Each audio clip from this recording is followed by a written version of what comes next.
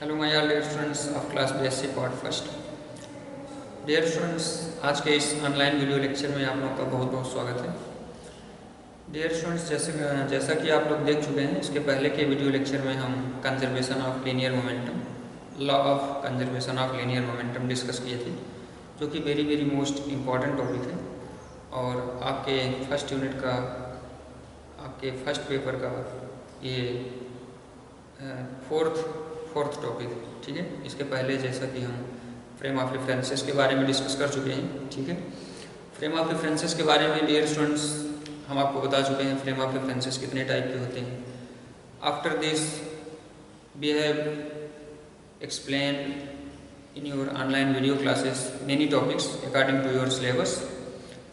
Dear students, types of inertial frame of references, inertial frame of references, non-inertial frame of references with example we have explained in previous lectures। आइए हम आज के इस online video lecture में continue होते हैं अपने syllabus के अकॉर्डिंग। और जैसा कि जानते ही हैं आप लोग कि इसके पहले के वीडियो लेक्चर में हम law of conservation of linear momentum discuss कर रहे थे, जिसमें डियर स्टूडेंट्स हम आपको बताए थे कि जब हमारा जो फोर्स होता है, अगर ये कांस्टेंट है, या सिस्टम ऑफ पार्टिकल्स की अगर हम बात किए थे तो F1 plus F2 plus F3, या इसको हम F नेट बोल सकते हैं। ठीक है, नेट फोर्स अगर किसी बॉडी पर जीरो है, या एक्सटर्नल अप्लाइड फोर्सेस अगर किसी ऑब्जेक्ट या बॉडी पर जीरो है, तो इनको हम डियर स्टूडेंट्स कहते हैं according to Newton second law, F net is equal to, हम इसको लिख सकते हैं dp/dt। ठीक है, अगर एफ नेट जीरो है डियर स्टूडेंट्स, तो इसका मतलब p हमारा कांस्टेंट है। ठीक है, और p कांस्टेंट को ही हम कंजर्वेशन बोलते हैं। कंजर्वेशन लॉ हम कहते हैं कि ये होल्ड कर रहा है। ठीक है, ये डियर स्टूडेंट्स इसके पहले के हम लेक्चर्स में डिराइव भी कर चुके थे। In same in case of centre of mass भी होता है। अगर फोर्स सेंटर ऑफ मास का जीरो है, ठीक है, तो आपका मोमेंटम भी सेंटर ऑफ मास का कांस्टेंट होगा। ठीक है dear students, very very most important concept है। अगर किसी ऑब्जेक्ट पर external forces, applied external forces का सम अगर जीरो है, तो उसका लीनियर मोमेंटम जो होता है वो ऑलवेज कंजर्व होता है। This concept is always true if we choose single particle or one particle or more than one particle or system of particles। These all concepts are always true। ठीक है, अब आइए डियर स्टूडेंट्स, आज के हम इस ऑनलाइन वीडियो लेक्चर में थोड़ा सा एग्जांपल डिस्कस करते हैं। जैसे कि आपका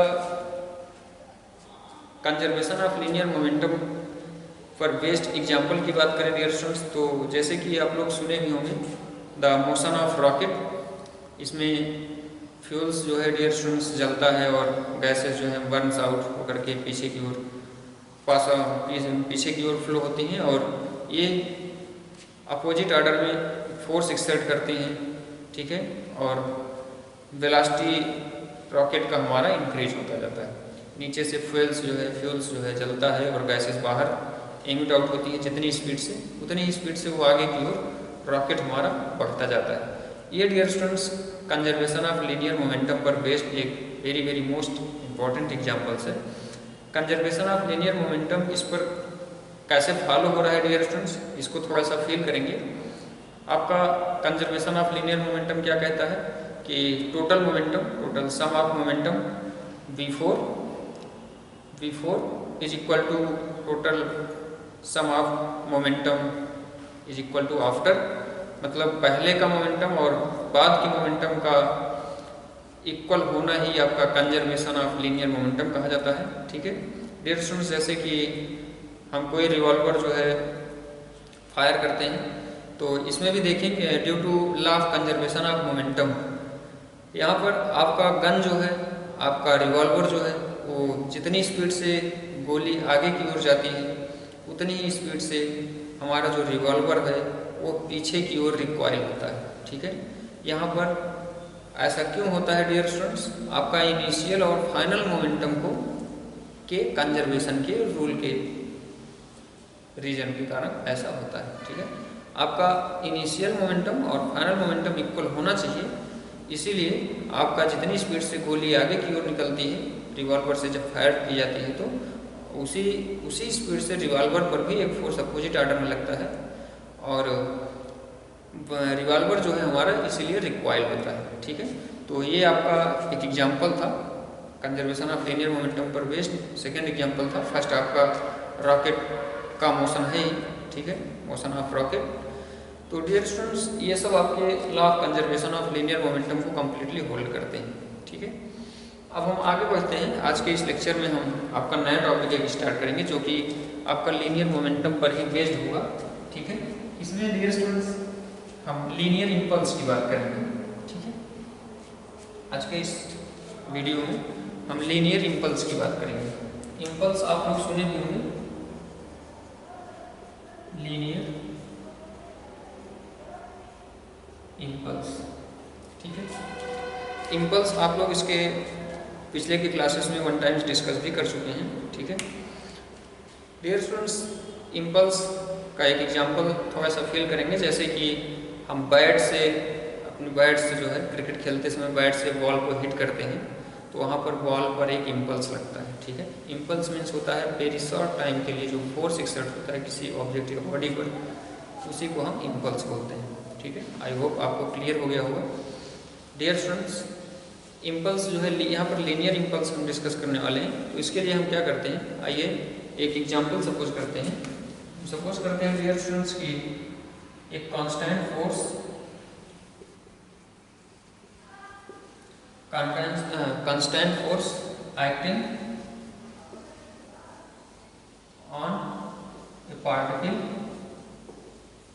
ठीक है, कोई कांस्टेंट फोर्स है F किसी एक सिंगल पार्टिकल पर एक्ट हो रहा है। ठीक है, तो डियर स्टूडेंट्स उसमें एक्सेलरेशन प्रोड्यूस होगा, उसकी वेलोसिटी इंक्रीज होगी।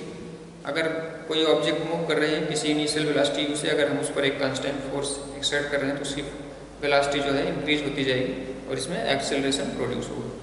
तो यहाँ से हम कह सकते हैं कि अगर हम जो फोर्स कांस्टेंट फोर्स एक्सर्ट कर रहे हैं ये F is equal to ma होगा।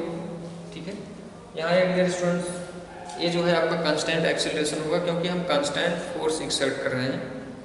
अगर हमारा फोर्स कांस्टेंट है तो उस बॉडी में जो एक्सेलरेशन आएगा वो भी कांस्टेंट होगा। ठीक है, तो यहाँ से F is equal to m ये फोर्स एक्सर्ट कर रहे हैं।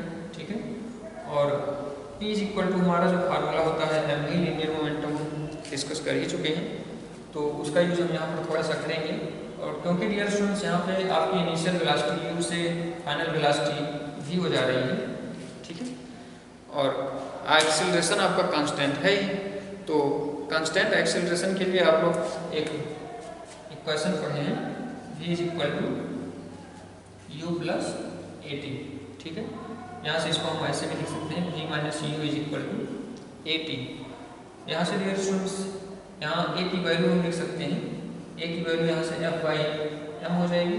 ठीक है, तो ये हो गया F by m into T. ठीक है, तो F by m into T dear students v minus u is equal to आ गया। ठीक है, अब यहाँ से F into T is equal to ध्यान दें तो हमको मिला m से इसमें मल्टीप्लाई होगा, m into v minus u आएगा। ठीक है, और after solving you will get mv minus mu। ठीक है, यहाँ पर ft डियर स्टूडेंट्स, ft को हम क्या बोलते हैं, f डॉट t को product of f into T को ही हम इम्पल्स बोलते हैं। अगर इसको हम j से डिनोट करें तो यहाँ पर j is equal to f into T होता है, और ये आया हमारा mv माइनस mu। ठीक है, mv माइनस mu को हम लिख सकते हैं final momentum minus initial momentum. ठीक है, तो ये हो गया हमारा impulse, j is equal to f into T into p is equal to P F minus P I. यहाँ पर पी एफ जो है आपका फाइनल मोमेंटम और पी आई जो है आपका इनिशियल मोमेंटम। ठीक है, तो difference in final momentum and initial momentum is equal to आपका इम्पल्स हो रहा है, ठीक है। Impulse is equal to product of force into time, जो कि बराबर है, इक्वल है किसके, जो कि डियर स्टूडेंट्स यहाँ से आप देख सकते हैं कि चेंज इन लीनियर मोमेंटम, ठीक है, या चेंज इन लीनियर मोमेंटम के इक्वल है। तो इम्पल्स जो होता है आपका चेंज इन लीनियर मोमेंटम के इक्वल होता है जब आपका कांस्टेंट फोर्स F एक्सर्ट किया गया हो किसी भी बॉडी पर या किसी भी सिंगल पार्टिकल पर, ठीक है। तो आइए हम इसके आगे का कॉन्सेप्ट और इसमें सीखते हैं इम्पल्स में, लीनियर इम्पल्स में। जैसे कि स्टूडेंट्स यहाँ पर अगर आपका फोर्स जो है फंक्शन ऑफ टाइम, ठीक है, किसी टाइम इंटरवल पर फोर्स, जैसे सबसे पहले तो ये सीखेंगे कि जैसे ये F जो है आपका इंस्टेंटेनियस है, ठीक है, F फोर्स F जो हो अगर आपका इंस्टेंटेनियस है तो यहाँ पर हमारा फार्मूला किस फॉर्म में होगा। यहाँ डियर स्टूडेंट्स अगर हम सपोज करें if force F is instantaneous, ठीक है डियर स्टूडेंट्स, अगर फोर्स F जो है एक्सर्ट फोर्स हमारा बहुत कम टाइम के लिए, इंस्टेंटेनियस मीन्स होता है very short time, very short time. जैसे एग्जांपल में कहें तो जैसे हम क्रिकेट खेलते समय बॉल को हिट करते हैं बैट से, तो जो बॉल पर बैट से फोर्स एक्सर्ट किया जाता है वेरी शॉर्ट टाइम के लिए होता है, ठीक है। यहाँ पर अगर केसेस बहुत इंस्टेंटेनियस हैं तो यहाँ हमारा फार्मूला जो होता है J is equal to impulse का ये कुछ हो जाता है F इंटू डी टी, ठीक है, F into D T is equal to हमारा हो जाता है P F minus P I, है ना। ये हो गया हमारा linear impulse, change in final momentum minus change in initial momentum, या कह सकते हैं difference in momentum, linear momentum, ये होता है हमारा इम्पल्स। अगर फोर्स जो है वेरी शॉर्ट टाइम के लिए है तो इसको हम इस फॉर्म में इम्पल्स को कैलकुलेट करेंगे, ठीक है।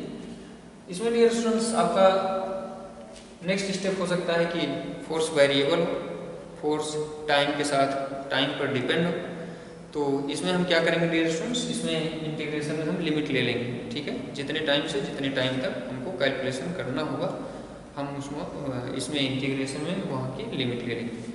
तीसरा और भी नेक्स्ट केस हो सकता है डियर स्टूडेंट्स कि हमको फोर्स और टाइम का ग्राफ दिया गया हो, FT ग्राफ दिया गया हो। अगर ऐसा होता है कि फोर्स और टाइम का ग्राफ दिया गया है, ठीक है, अगर हमको फोर्स और टाइम का ग्राफ दिया गया है, जैसे एग्जांपल में हम कह सकते हैं ये F है, ये T है, और हमको कुछ ऐसे ग्राफ दिया है, ठीक है, ऐसे, या कुछ इस टाइप से ग्राफ दिया है, ठीक है। तो यहाँ हम डियर स्टूडेंट्स क्या करेंगे कि यहाँ पर यहाँ से यहाँ तक का एरिया हम कवर कर लेंगे, ठीक है, यही एरिया ही आपका क्या हो जाएगा, इम्पल्स हो जाएगा, ठीक है। डियर स्टूडेंट्स ध्यान से सुनेंगे, हमने आपको यहाँ पर 3 केसेस डिस्कस किया है अबाउट ऑफ इम्पल्स। इम्पल्स जो है सबसे पहले केस में तो हमने आपको दिखाया कि अगर हम एक कांस्टेंट फोर्स किसी ऑब्जेक्ट पर, किसी बॉडी पर, किसी पार्टिकल पर एक्सर्ट कर रहे हैं तो हमारा ये इम्पल्स जो होता है J is equal to change in momentum के इक्वल होता है, change in final momentum minus change in initial momentum, ठीक है। और डियर स्टूडेंट्स सेकेंड केस में हमने आपको बताया कि अगर फोर्स जो है हमारा टाइम डिपेंडेंट, ठीक है, अगर फोर्स हमारा टाइम डिपेंडेंट है, टाइम के अकॉर्डिंग वेरिएबल है, चेंज हो रहा है, तो यहाँ हम क्या करेंगे कि इसकी लिमिट ले लेंगे, ठीक है। और एक केस हमने आपको बताया कि अगर टाइम जो है बहुत इंस्टेंटेनियस है तो यहाँ हम फार्मूले में F इंटू डी टी कर लेंगे, ठीक है। और नेक्स्ट केस हमने आपको बताया लास्ट में कि अगर हमको फोर्स और टाइम का ग्राफ दिया गया है और हमसे इम्पल्स कैलकुलेशन हमको करना है, इम्पल्स की वैल्यू पूछी जा रही है, तो हम फोर्स और टाइम का ग्राफ का जो एरिया है, जो हमको ग्राफ में जो ये एरिया कवर एरिया दिया गया है, इस एरिया की वैल्यू हम फाइंड आउट कर लेंगे, तो हमको यहाँ पर लीनियर इम्पल्स की वैल्यू फाइंड आउट हो जाएगी, ठीक है। तो डियर स्टूडेंट्स आज के इस ऑनलाइन वीडियो लेक्चर में आप लोग इतना ही इसमें रिवाइज करेंगे, और अगर कहीं कोई प्रॉब्लम, कोई डाउट होगा तो आप हमसे शेयर करेंगे, हम जल्द ही उसका रिस्पॉन्स करेंगे। पढ़ाई करते रहें, ठीक है, मेहनत करते रहें।